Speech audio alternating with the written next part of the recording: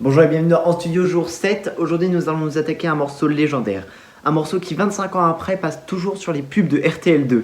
Un morceau qui est un mot valise qui a été créé exprès pour l'occasion et qui encore aujourd'hui peut être utilisé dans certaines occasions. Je parle de nul autre que Californication du groupe californien les Red Hot Chili Peppers.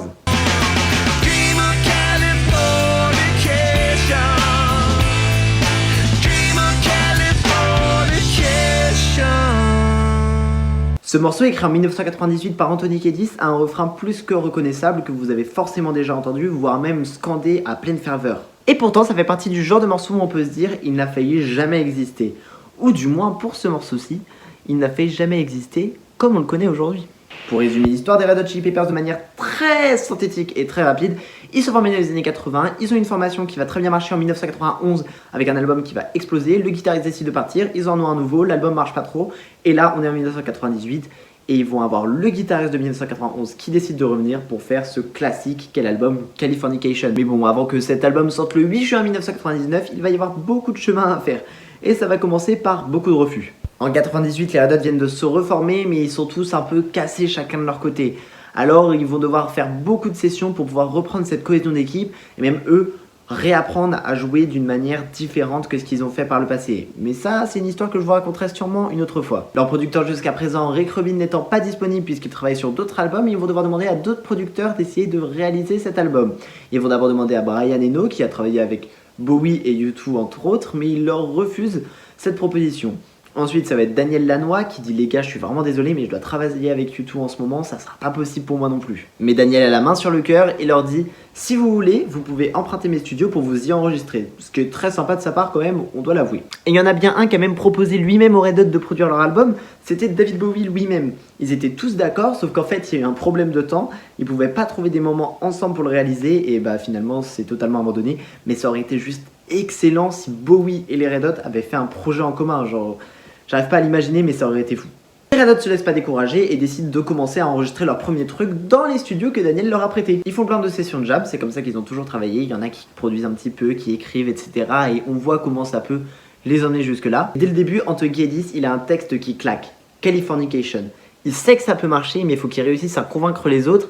Et puis, en tous les cas, il n'a pas forcément le rythme. Il sait juste que ce texte, ça l'importe pour lui et qu'il peut faire quelque chose de très bien avec. Et vraiment, l'histoire derrière l'écriture de ce texte, elle est géniale. Anthony Kiedis était en Asie sur un marché et d'un coup, il a vu du merchandising des Red Hot Chili Peppers qui était proposé.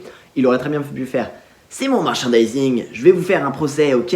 Vous êtes dans la merde. » Donc lui, il s'est plutôt dit « Tiens, c'est intéressant de voir comment en fait l'Amérique a un impact partout dans le monde et à quel point on va produire pour faire l'image de l'Amérique, la glorification, etc., le rythme effréné. » Et tout ça dans sa petite tête, ça crée Californication.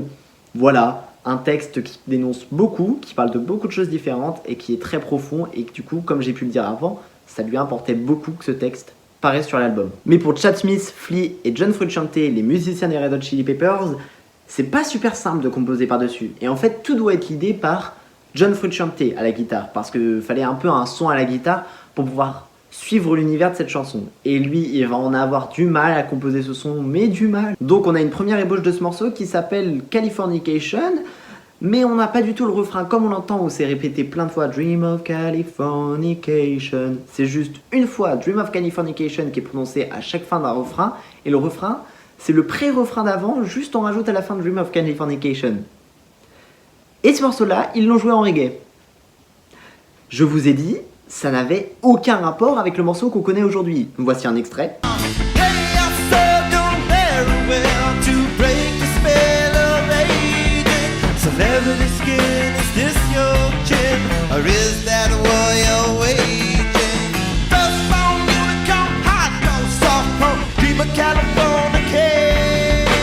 Mais là, le groupe est encore moins convaincu que ce son pourrait marcher ou pas. Hein. Mais Anthony Kiedis, il continue d'y croire. Il dit, les gars, continuez de chercher pendant qu'on fait cet album. Au pire, il sera pas sur l'album, mais je suis sûr qu'on peut en faire quelque chose. Donc c'est ce qu'ils vont faire, chacun de leur côté, surtout John Frusciante qui va jamais abandonner, et ça c'est très important. Et d'ailleurs pendant ce temps, Rick Rubin décide de revenir sur l'album en disant « Hey les gars, en fait je me suis libéré, alors ça dit quoi? Ça avance ?» Et en effet ça avançait plutôt bien, hein. Tous les sons étaient en train de s'enregistrer comme il fallait, sauf ce bon dieu de Californication. Mais là un jour pendant la fin des enregistrements de l'album, John Frusciante revient et fait « Les gars, regardez ce que j'ai créé !» Et c'était tout simplement le riff qu'on connaît aujourd'hui de Californication, ce riff simple et efficace mélancolique et à la fois très puissant. Donc on part d'un son assez rapide avec beaucoup de notes qui donnent.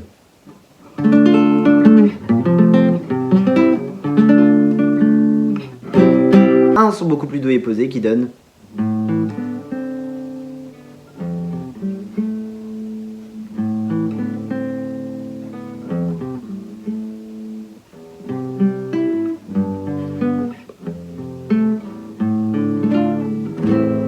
Et là, ça réussit à plaire à tout le monde. Flea trouve assez rapidement la ligne de basse qu'il pourra faire par-dessus.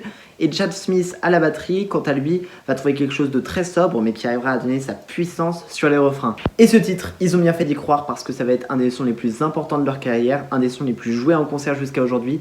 Cependant, il va sortir seulement le 20 mai 2000, mais lorsqu'il sort en single, on l'entendra toujours à la radio jusqu'à aujourd'hui. Et quand on l'entend, on est heureux. Ah, et aussi, j'ai laissé Daniel Lanois de côté, mais... lui, il est tombé sur les enregistrements un peu avant qu'ils paraissent et il a rappelé les Red Hot en disant « Vous êtes sûr, vous voulez pas que je le produise finalement cet album ?» Mais ils avaient déjà trouvé Rick Rubin. Ah, je pense que là, t'as mal quand tu vois ça. T'as mal. Et voilà, cet album, c'est un des plus gros classiques de la musique. Ça a été plus de 100 dates la première année où ils l'ont sorti. Et c'est 15 millions d'exemplaires vendus, c'est juste phénoménal. Et personnellement, je fais partie des personnes chanceuses qui ont pu voir les Red Hot Chili Peppers une fois dans leur vie. Et quand on entend une musique comme celle-là se jouer, tu comprends l'impact sur les générations et vraiment à chaque fois ça fait quelque chose au cœur de pouvoir voir ça. Et parfois c'est phénoménal de voir à quel point des chansons ont pu unir des générations sur un même air. J'ai une dernière anecdote que je vais caser. En 2007, la télévision Showtime décide de faire une série qui s'appelle Californication et avec un personnage qui s'appellera Danny California. Et bah du coup les Red Hot ont décidé de les poursuivre en justice parce que ils avaient pas le droit d'utiliser un mot que les Red Hot avaient créé. Voilà, donc c'était la petite anecdote pour finir, hein. Grosso modo ils ont voulu surfer sur un buzz d'une musique et du coup les Red Hot ont dit stop. Voilà, c'est déjà la fin de ce 7ème épisode, j'espère qu'il vous aura plu. Merci pour tout ce que vous m'envoyez comme force, ça fait super plaisir de toujours voir vos commentaires, je voulais juste le souligner un petit peu parce que ça fait très plaisir de voir ça à chaque fois. Si je vais vous quitter avec quelques recommandations, je vous parlerai de chansons qui sont dans cet album Californication qui sont juste géniales. Et je vous parlerai d'abord de Get On Top parce que quand on a envie de se défouler un peu, ça fait toujours plaisir. Around the World aussi qui est génial entre son aspect mi-planant, mi-très rock puissant, c'est toujours génial de l'entendre. Je vous conseille également la chanson Scar Tissue parce que quand je l'entends, moi perso, je pense que c'est une de mes préférées de toutes les chansons que les Red Hot ont pu faire. Et enfin, je vous dirai la chanson Porcelain parce qu'elle a un aspect très mélancolique, très simple, qui est magnifique. Et moi, je vous souhaite une très bonne écoute et je vous dis à demain pour un nouvel épisode.